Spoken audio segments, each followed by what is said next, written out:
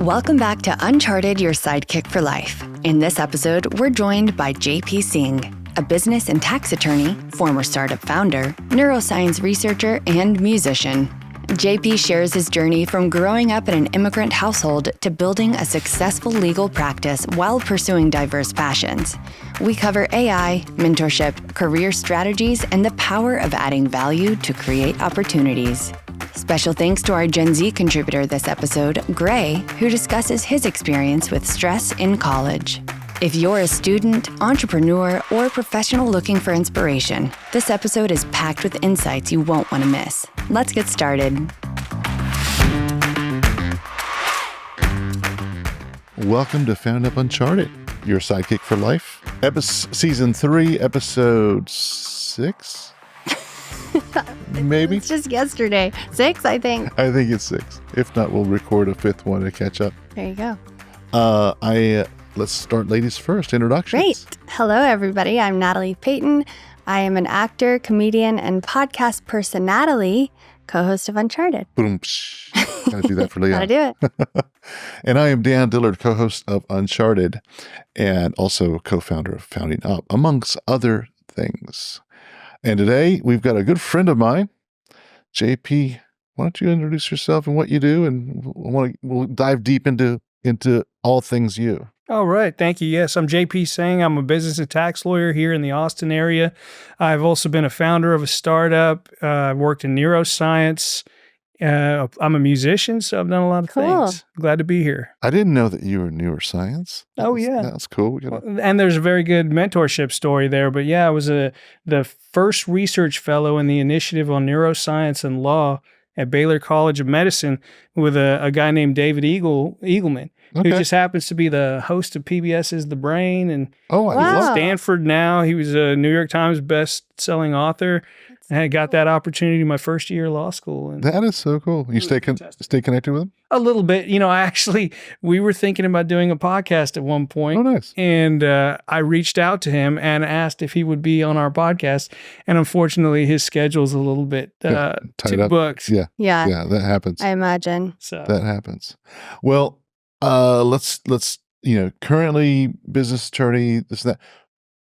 Always like to start off with, what did you want to be when you were in your teens? Well, interestingly enough, I've pretty much always wanted to be a lawyer. There's only been There's only 3 people people out of all of our. Is it really 3 or is it 2? So there's Holly and I think maybe just 2 actually, who knew what they want to be as a kiddo. Everybody else is like, boom. I thought the architect wanted to be. Yeah, but then we were No, like, he was well, art. technically Yeah. you are an architect Right. now because Yeah. you build companies, you Very know. cool. Sorry to. It was just that is such an interesting fact that you wanted to do that as you identified that profession as young as your teens. Absolutely. I mean, but part of it is, of course, I'm an Indian, and Indian parents, especially immigrant Indian parents, definitely encourage their kids to either be doctors, lawyers, and usually that's about it. Yes, these are the 2 things you can be. Yeah. These are the 2 things you can be. So, I was encouraged. I had a lot of natural predispositions to it when I was young. I You remember. negotiated for sleepovers and Well, I mean, to some extent, I wasn't much of an arguer, but I did like to debate philosophically from a very young age. that's cool. And so that really went a long way. And also just language skills. That was always my strength, Mhm. were language skills. I remember I took something in about 4th grade. I took a special class with the district attorney where they taught young kids who were interested in the law In the about 4th law. grade? In the 4th Wow. grade. Cool. It was good. And this is in Alabama. This was in Alabama, yeah. They That is actually so have some professional things going on in Wow. Alabama. Huntsville, Alabama is where I'm from, which is it's a fantastic town. It's ranked up there, I think, beyond Austin in terms of quality of life these days. Wow. Yeah. That's one really of- cool. One of my other friends lives in Huntsville. Huntsville, Alabama? Oh, wow. It's a Yeah. small world. He lived here and always had roots back there, and he moved back. So that was really cool. Yeah. So you always wanted to do that. And so I guess the track was not easy, but you're like, I know what I want to do and be that. So many individuals, it's just this life journey of like trying to figure it out. However, I know that even though that you went down this profession route, that there's still kind of desires for you to, like what you said, do different things, like musician, like music, and you did startup, and you've done neuroscience, so you've kind of dabbled in a lot of things. Absolutely. I mean, doing something like the law, if you can manage it, obviously helps support doing a lot of other things. Those skills can be applied in a whole lot of different industries. I worked with a lot of startups, so I was able to take that knowledge when I wanted to start my own company. You know, I had the resources to be able to learn how to be a DJ, to pay for my own studio time when I was doing recording music. And so, you know, I was blessed in that respect. That is smart. You get a career that you can like maintain yourself financially, and then you can invest in yourself. Absolutely. Not having to rely on anybody else. That's one of the things that Leon and I talk about whenever because people have different passions. For example, being a teacher. And some of these professions on the opposite side of being an attorney don't pay as much, right? So you're like, I really have the passion to go do this thing, but it won't support lifestyle I actually want. So then part of the idea is, why don't you go do some things like an attorney or something else that does give you the time and resources to then go do something that you really care about. So just pretty much what you've said. So. That's exactly right. I mean, but one of the problems and the trade-offs is always, you know, people will come out with student loans. You're losing 3 years of potential earning to sacrifice for a professional career. Yeah. You know, so a lot of people who have to do the student loan route, I mean, you have a mortgage for the rest of your life. So there's give and takes to all these things that we do. The fact is, the guys I know who made the most money, actually, a lot of them didn't go to college and they went the entrepreneurial route. You know? Sure. And like, so, but they're not lawyers. No, not lawyers. I mean, a lot of these guys did things like learning digital marketing and search engine optimization and things like that, and then applying that in different industries. And then a lot of people also in sales. You know, you don't need necessarily a 4-year degree to get into sales. And people who are good at sales, regardless of the industry, they make a great living. Yeah, great living for sure. 100%. So let's talk about mentorship. Like, how has mentorship impacted you from, you know, through the decades of life? So when you were a kid, and how did you have some of these people impact you and your decisions? Yeah, it's a great question because, you know, I'm blessed that a few specific mentor relationships really provided a huge amount of value for me and essentially helped pave my entire way through life. And they've also taught me some good lessons about how to leverage mentors correctly. The first one would have been the relationship I had with Professor John Mixon, who was a professor at the University of Houston Law Center. And I do want to note that since I did do a traditional educational route, early on, these mentors were almost always professors. Right. And I view that relationship with a professor as a huge resource if you know what you're looking for there. And, you know, what I found with Professor Mixon was I was just a student that he immediately identified as someone who actually cared and was very engaging with him. And by engaging with a professor, you're adding a huge amount of value because it makes their classes so much more interesting for them. We know that using good questions solicits good answers and critical thinking. So the students who are out there actually wide-eyed and questioning, challenging the professor, that actually adds value to the professor. And so with him in particular, he found me to be very engaging. We developed a relationship, and he's the one who introduced me to David Eagleman, this world-class neuroscientist who was founding this new initiative on neuroscience and law.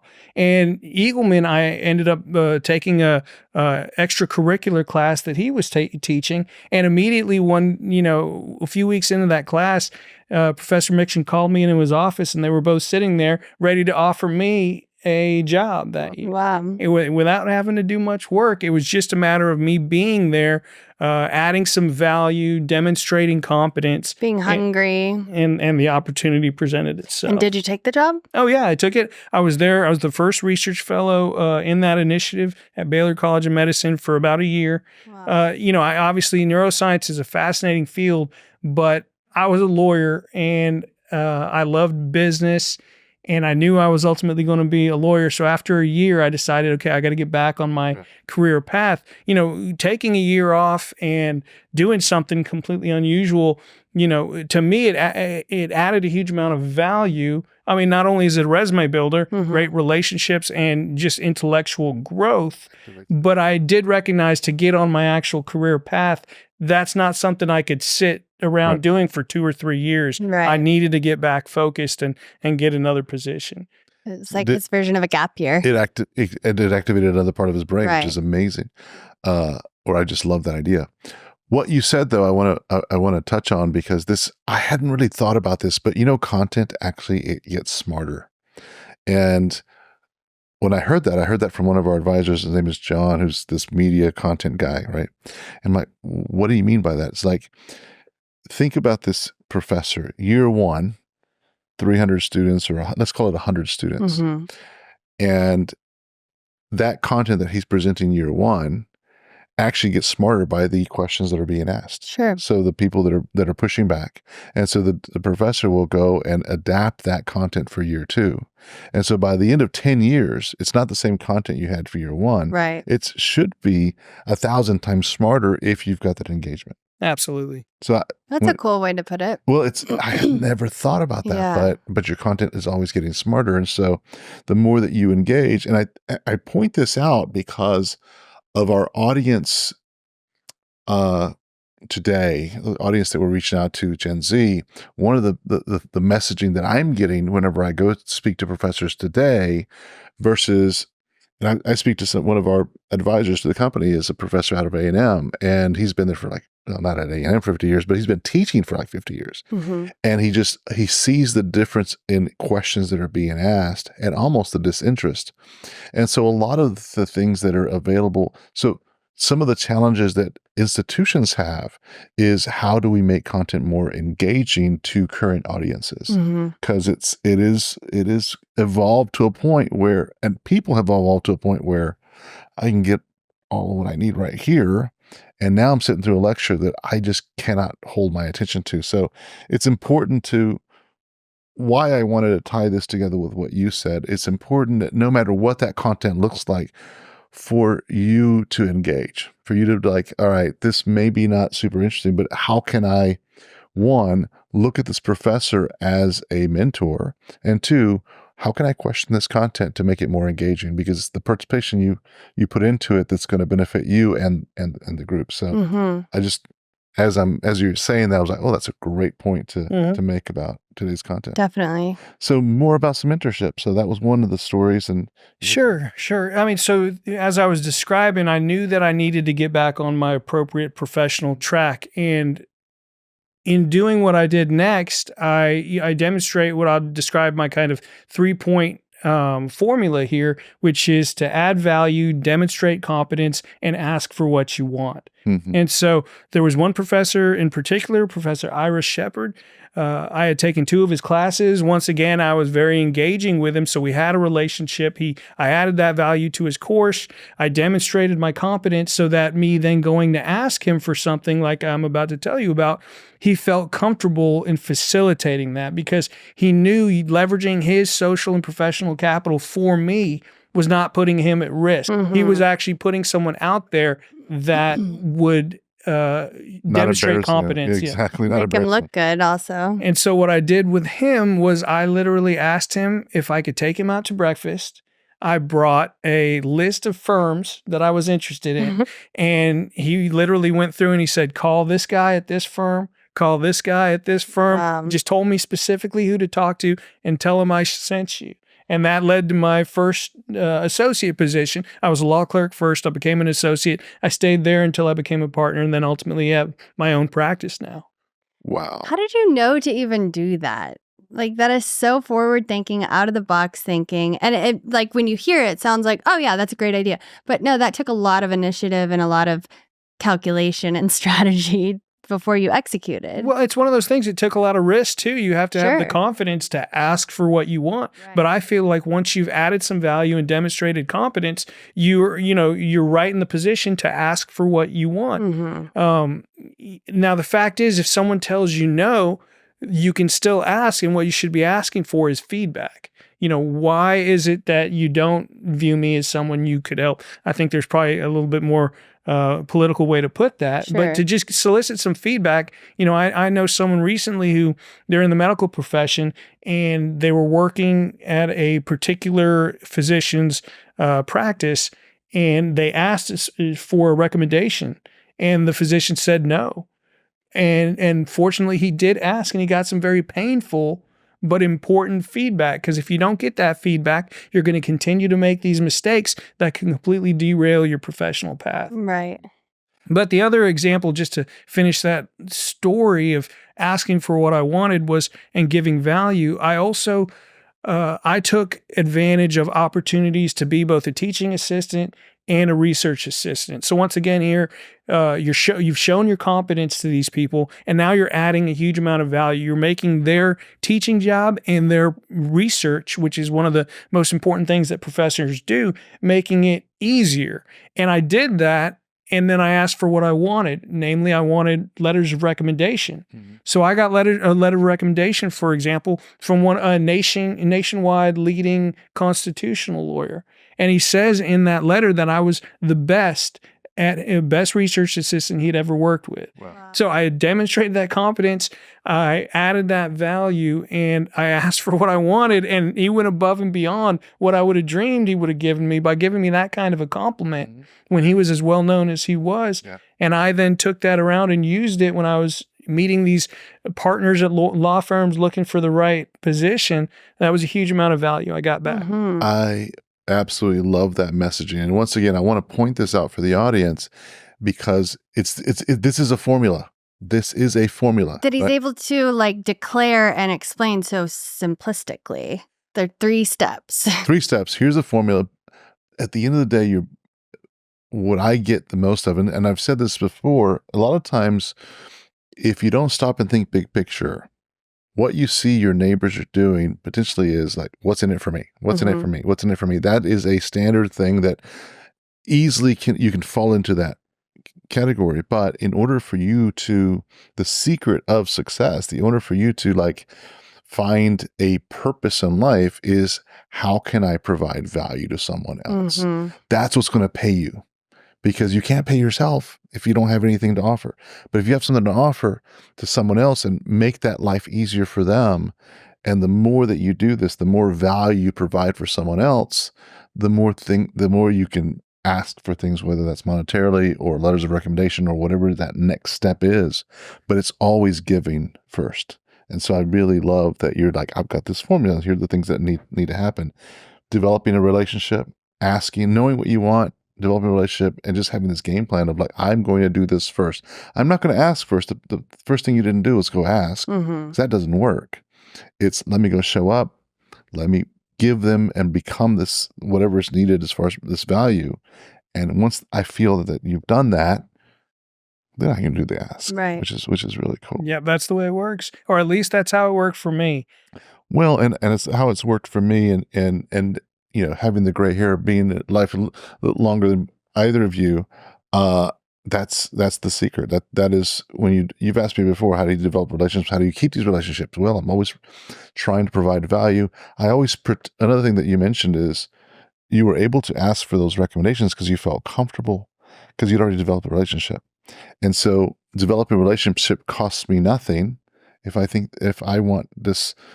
identified this person as someone that I want is part of my network, going to coffee, having lunch, asking inquisitive questions, asking how to help, and being true to that, it's not a big cost. It is one of those things that it is part of just life and growth and all the above. You just never know what's going to happen, what they'll introduce you to at the right time, whenever it makes sense. Yeah, absolutely. So and it's often better than you ever expected. Always is. That's what I've just been pleasantly surprised by. I knew this person, and boom, it's just this open door that you would have never imagined, because our imaginations are kind of limited until you go through some experience.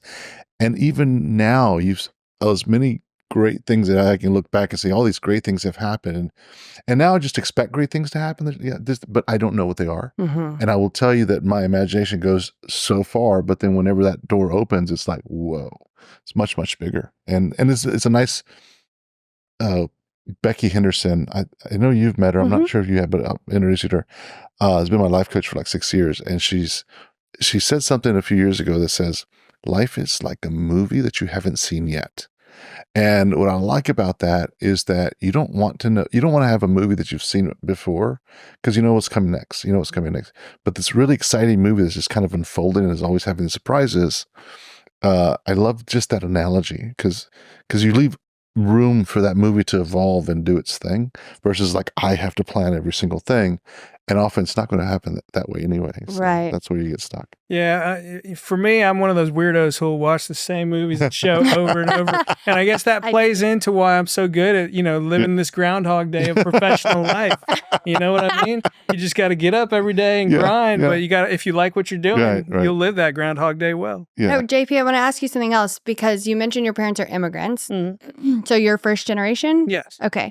That also shows like an incredible amount of confidence that you had to foster or build over time. Like to have the wherewithal and the self-belief being a first generation person and from an immigrant family. Like how did your parents help foster that or develop that? Sure. I would say my dad in particular was just a very competent man. He was very, very intelligent. He worked for all the big aerospace companies. And so he was very competent. And then as Indian immigrants, we value and emphasize education highly. So even before you know to believe in yourself, you're taught just to study and learn. That's your job. Yeah. Right. And then I was a natural born, I'm an American idealist. Sure. I believe in America. I believe in freedom, and I believe in the opportunities that we have here. And that's just something I've had most of my life. Everybody has a right to them. Absolutely. Yeah. It's here for the taking. We're spoiled rotten in this country. Yeah. We really are.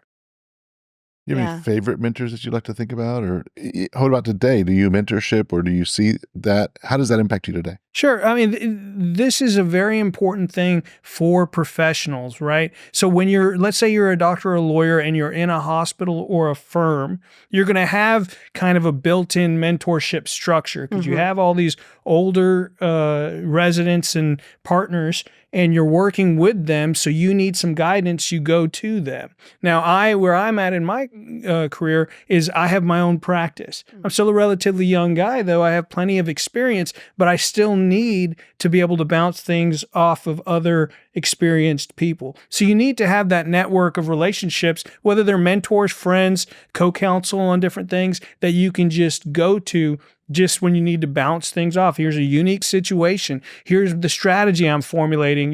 What would be your counter argument? Now, I'll tell you, and this plugs right into what you guys are doing.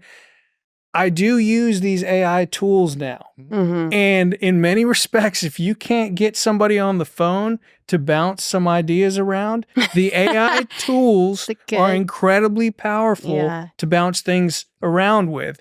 Yep. We have a number of AI tools that are built specifically for lawyers that are making things much easier. But, without a doubt, when you can't get that other guy on the phone, having these tools now to have a conversation with is incredibly powerful. It is.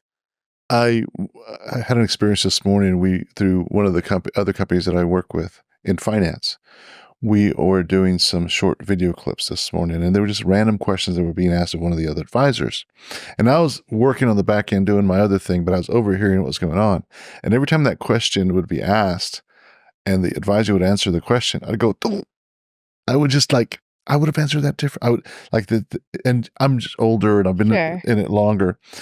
But immediately afterwards, one of the conversations I had is like, if we can have those questions ahead of time, and if you could go ask AI, because AI is going to have the problem that some of us have, and this happens to every one of us, is that we speak a language based on what we see every single day. And so we don't have the empathy to talk to our audience all the time, or we don't put ourselves in those shoes all the time.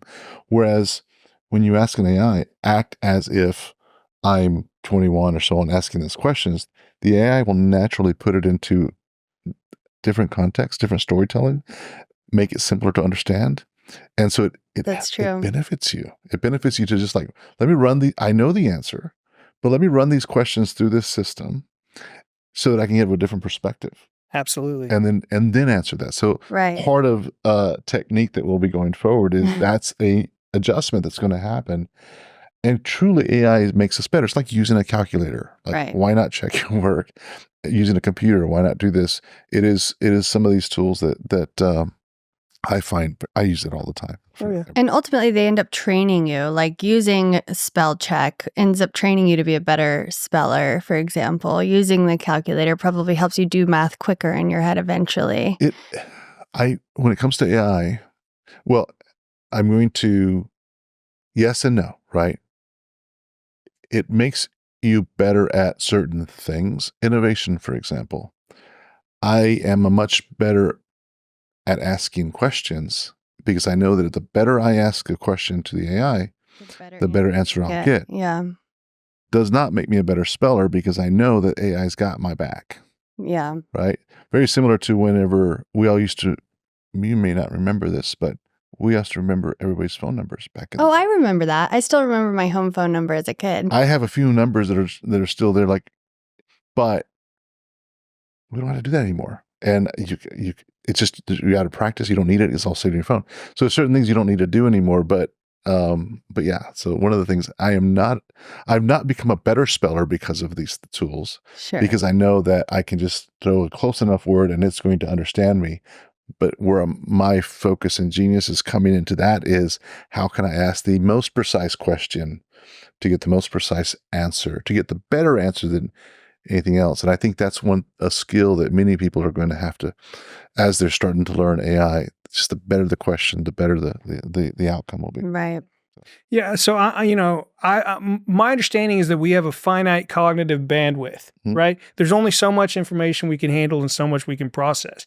And so, yeah, I can't remember any phone numbers except my childhood phone number, but I also don't need to. Right. And I can communicate so much more quickly and allocate that cognitive bandwidth to other things. I think it was Albert Einstein who they were asking him to run some calculation and he was like, I could never run that calculation. You know, I don't remember how to do that stuff. Right. I don't need to keep it in my mind. I can look it up. It's in a book. Yeah. Right. And so it's just like the law. I don't necessarily remember all the statutes in the state of Texas. I'm going to look it up in a database or something like that. It wouldn't be to my value to try to remember all of that as opposed to know how to utilize the tools that exist. I think a lot of it is a lot of competence is not so much about being able to do everything, but being able to properly utilize the tools at your disposal. And be efficient. Absolutely. It's knowing enough to know that there's an answer out there. Like, I remember something about this. I got to go look this up because there's details that I need to go back to do. So I use that all the time. My friends and I don't really have much tolerance for conversations where it's like, what was the name of that guy who was, he starred in that movie with the other actor? It's like, look it up. You're wasting my time. Look it up. Anything you can Google, don't waste my time trying to recall it in your head right in front of you while you're holding your phone. Have you seen that app, Let Me Google This For You? No. Oh, it's somebody asks you a question in a text message, for example, and you can send them a link to Let Me Google This For You, and it shows them a video of going to Google, putting the answer in, something and then zooming in on the first response with the answer. The only people Let me Google this for you. The only people I have that patience for with my parents, right? Because I still get my dad sometimes, will you order this on Amazon for me? I'm like, sure. That's true. I'll do it for you. No worries. I'll make sure that happens. But yeah, I remember Mom would always like, can you Google this for me? And I don't know what it was, but it was just like, yeah, I'll go do that for you. But again, I think it comes down to the better answers, right? Because there's certain ways that you do look up stuff and you come up with a much more defined answer, much more thorough answer. And I think people will appreciate.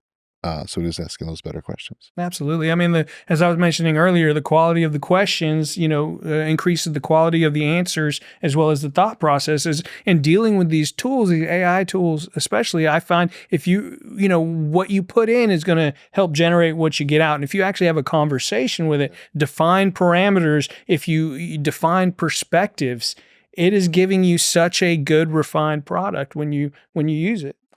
And the ability to know when something's not right. So it's like, that's not exactly what I want. And I'm not sure I'm going to go fact check this and then just like go going deeper. Well, you absolutely have to do that. We have some interesting case law right now of lawyers who have been disbarred and things of that nature because they essentially allowed AI to write briefs for them. Wow. And, it makes things up.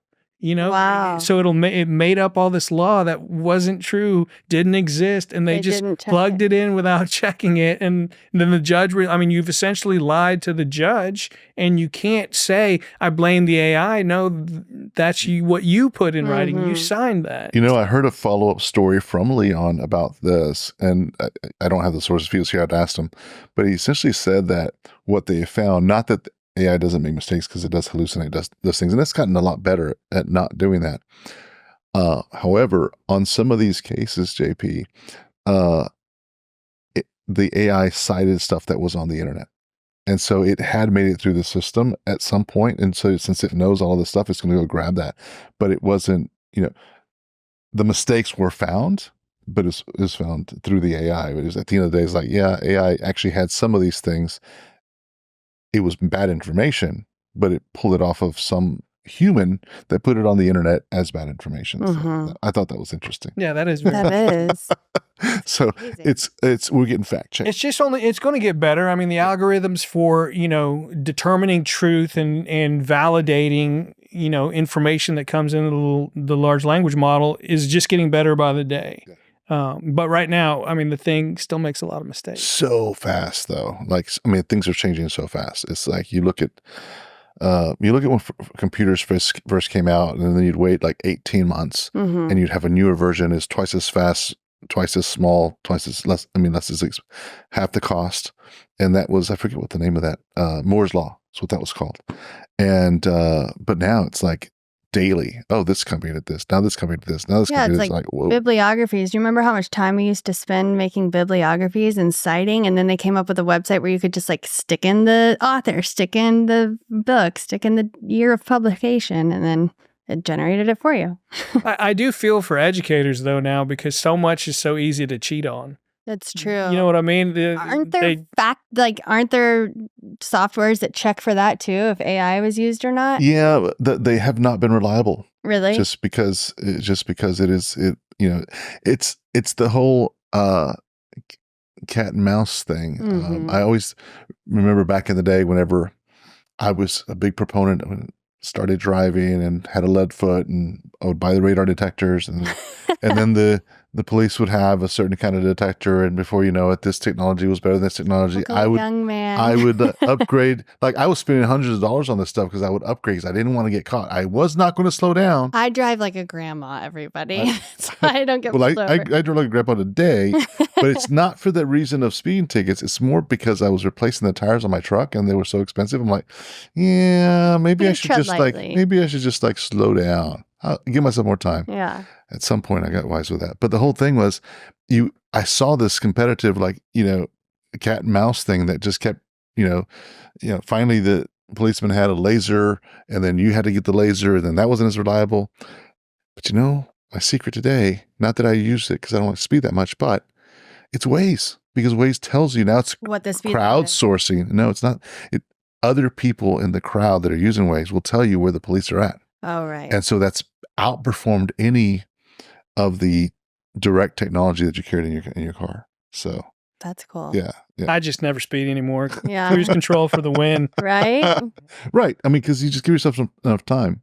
But it's this whole cat and mouse thing. So I think, to your point, there's this technology that says, oh, we can tell if it's AI, and then AI gets better, and like, oh, no, you can't. And then so I just kind of think that's the way it's going to go. Yeah, I think the tools that they have, which they've had for years, for like plagiarism detection, are very good. But the thing about AI is that the narrative an AI generates is not published anywhere. Right. So they're not going to be able to check what that source is. Right.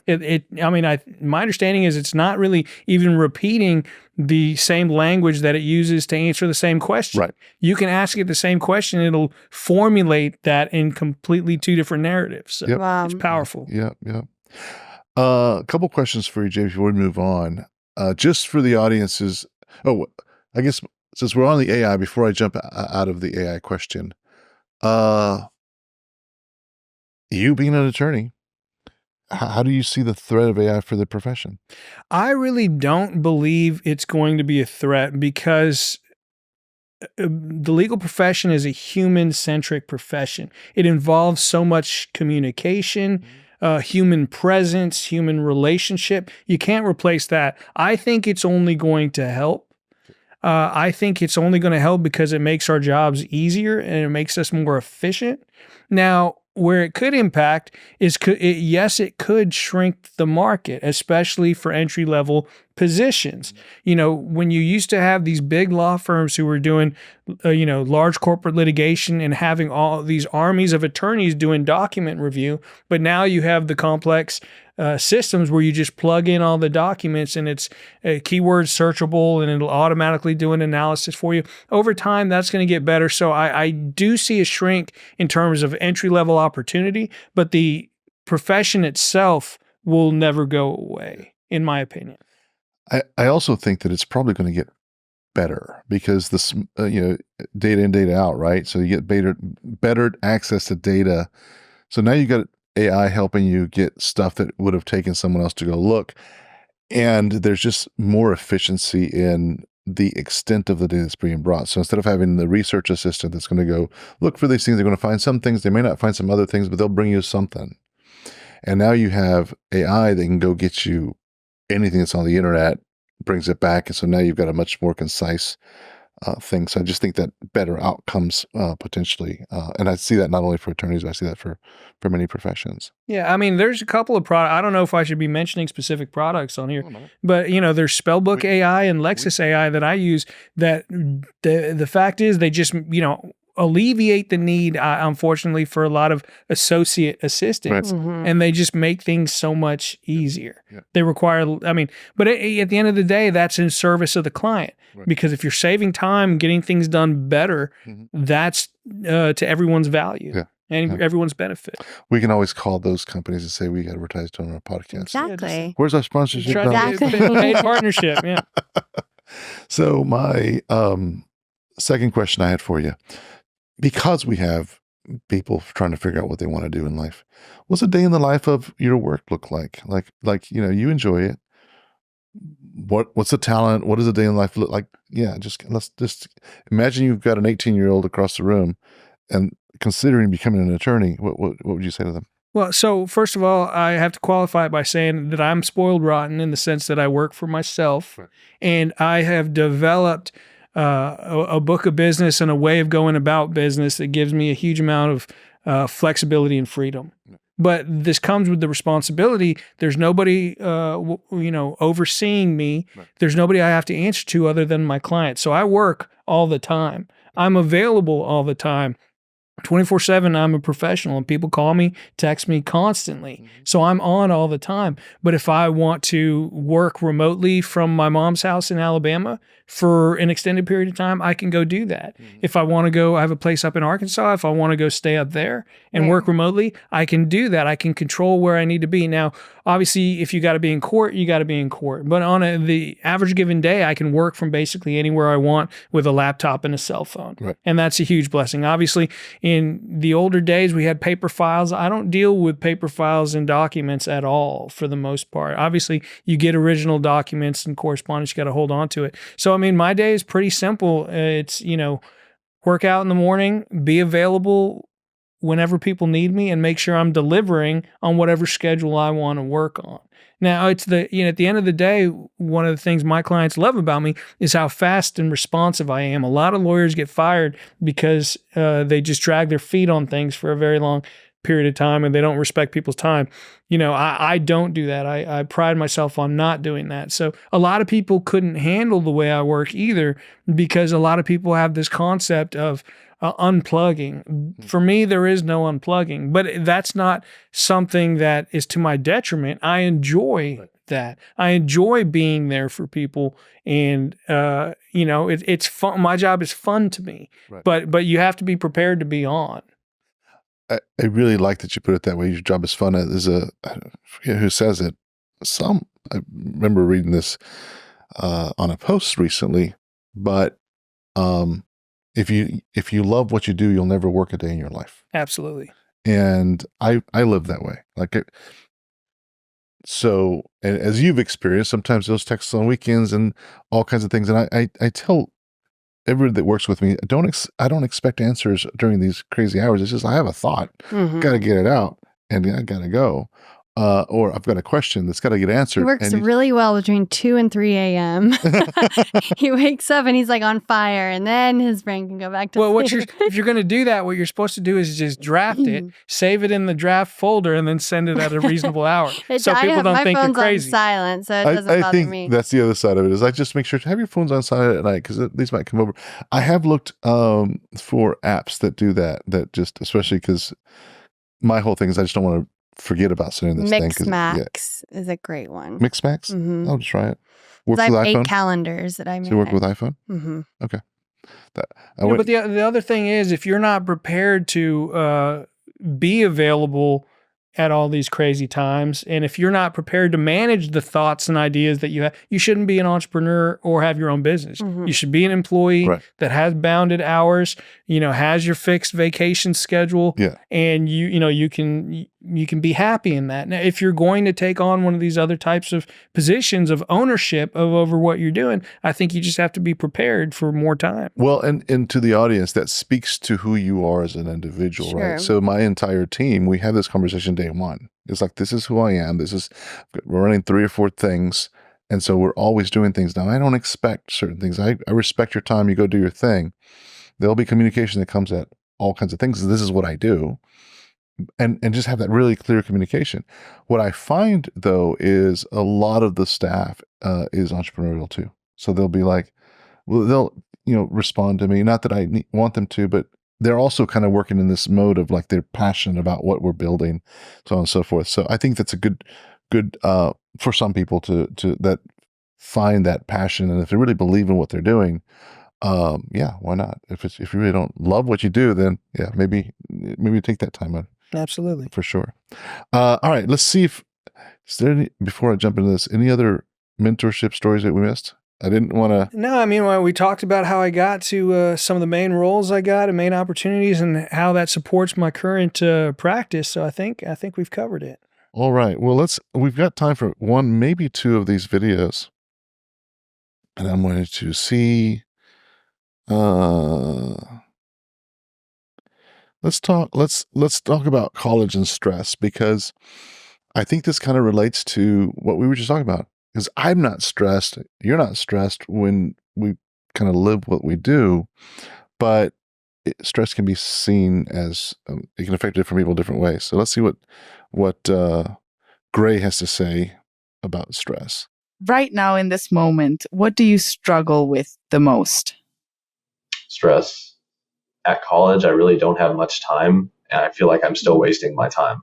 Like when I'm walking to class, I feel like I should be listening to something like a lecture when I'm wasting my time. Like, why am I only doing one thing right now? Why do you think this happens? That you have these intrusive thoughts? It's because I'm not satisfied with where I'm at. I don't want to be a college student forever. It's great going out and partying and hanging out with friends, but I feel that I'm stressed because I'm not where I want to be. I haven't defined my success yet. I haven't gotten to a point where I can look back and say I'm proud of where I got to. I still want to keep going. I think that's why. It's because I'm not there yet. I can identify with that. Have you had that feeling before? I just think about that college stress as something that should be manageable if you're just sleeping and exercising a little bit. If you can't handle college stress, you're going to have some real problems in the workplace. I mean, you have to grow through that stress and learn those, coping mechanisms and behaviors to manage it. Yeah. I heard something different, though. He was not complaining about the college load. He was looking inside and saying, I got a lot more to give, and I don't know where I'm at there, and I'm not there yet. So it's almost an anxiety, not a stress. So I have this anxiety of like, I'm not doing enough. What else can I be doing right now? I just want to get there now, right? So I would say I've been there. I understand that exact feeling of like, there is no there. It's not, when you understand that there's no there's just there's just small improvements. There's just these micro improvements you do. Like, look at what you're doing today and what can I do today to improve my tomorrow? And, meditation and just kind of, I'll go back to what Becky said, and I've read this in a meme as well, which is funny, but essentially we're in this thing called, we're on a rock that's rotating every day, and it's rotating around a sun. And so we're not going anywhere. It's just this thing that we're just doing this on. And so for us to put that anxiety in ourselves, like I've got to be doing it, like I've got to be racing.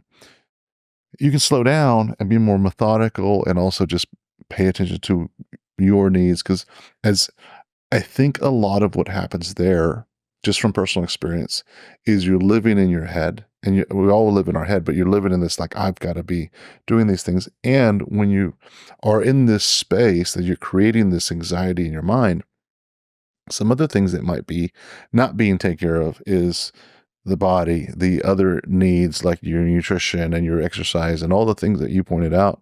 But also just kind of allowing yourself to have some deeper thoughts. I will point back to just the phone and social media and some of the things that cause some of these anxieties. We've mentioned this in the show before, is sometimes the reason that you don't feel like you're enough is because you're seeing all these other people do certain things, and that's causing these anxieties. But if you're able to like quiet that down and just kind of look deeper, it'll calm some of these things. Yeah. Any other thoughts? I would encourage Gray in that, like, I remember being at NYU and having to be super present and remind myself, like, I'm only going to be in college once, so enjoy it. I had some people in my class that had to drop out, take like a medical personal leave of absence because they couldn't show up to class on time. Like, we would stay out late, but I was always at my 8 a.m. class. I knew that the number one thing was to show up, because I did the calculations and every single class cost me $4,000. So I wasn't going to waste that money by not showing up. So even if you're hungover or whatever you're doing or exhausted, show up to class, 1. And 2, remember what a beautiful, protective, wonderful bubble you're in during college. Like, I did work during college, but I really didn't have financial concerns. I wasn't paying for my own rent. I had a full academic scholarship to NYU, and I still worked. But the point is, I was in this time of my life that I was able to go to class. It was a privilege to learn. I was able to explore New York City. And I worried about, what am I going to do in my career and how am I going to achieve all this? But I still was able to appreciate the fact that this is my time in college. And for anybody who's questioning what I said, because I did calculate the cost of the class, I went abroad for 1 year and I had to lose my scholarship because it was so important for me, because I was the only student that got accepted to this Australia program out of 2,000 that applied. So I had to take away my last year of scholarship. But now NYU and NIDA have a relationship and they do cross credit. So you're welcome for paving the way. But anyway, really, it's really cool. I think the message here is just be present, right? Yeah. Be present with the opportunity to understand. And an analogy that I like, sometimes we're planting the seed and we like dig it up to, like, I want to see what the seed's going to grow, and then nothing's keep there. Checking on it. Keep checking. So you got to plant the seed and you got to give it that space and time to grow, and that season. And so I understand the anxiety, Gray, but just take it one day at a time. Enjoy the present. Yeah. If I can just add one thing to that, that anxiety of not, or feeling that you should be doing more, or that there is more, or where you're going, that kind of thing. To me, that's a sign that we should be working on our intentionality. There's the mindfulness aspect, and then there's the intentionality aspect, because you can be a Buddha who is just sitting in your chair, or you can be the Buddha in the world, so to speak, who's making things happen. So we have to do that work with ourselves to figure out what are our intentions and our visions. I was huge into that for a number of years, and I attribute so much of my personal well-being and success to having done that work, to have tried to always define, what am I doing today for, and how does it fit in to this bigger vision? Okay. I think that could really help address some of that anxiety. Well, and also by relabeling it, as you were speaking, I just want to say back to Gray, I would call that hunger, right? and it's okay to be hungry. I'd rather you be hungry, or you're in a better position by being hungry than one that's like doesn't care, right? Because there is the other side of that coin where people, but if you're hungry and you want to be more, that's a really good sign. So just kind of be present, be the global Buddha, and just be hungry. Mm-hmm. Alrighty. Well, I think that's it for today. That's our time. Thanks very much for being on the show. Really enjoyed your commentary and your perspective, especially the formula. That was so good. So wait, let me repeat it so we can sum it up. So it's add value, display competency, and then ask for what you want. Absolutely. It worked for me. Love it. Thanks, JP. Thank you guys. It was great. Huge thanks to JP Singh for sharing his experiences and wisdom on mentorship, career growth, and navigating life's opportunities. If there's one takeaway from this conversation, it's JP's 3-step formula. Add value, demonstrate competence, and ask for what you want. A game changer for anyone looking to level up in their career. If you enjoyed this episode, be sure to subscribe, rate, and leave us a review. Also, connect with us on our social media to share your thoughts and let us know what resonated with you the most. If you would like to participate as a guest or are a Gen Z with questions, find out more details in our show notes. Until next time, keep exploring, keep learning, and stay uncharted.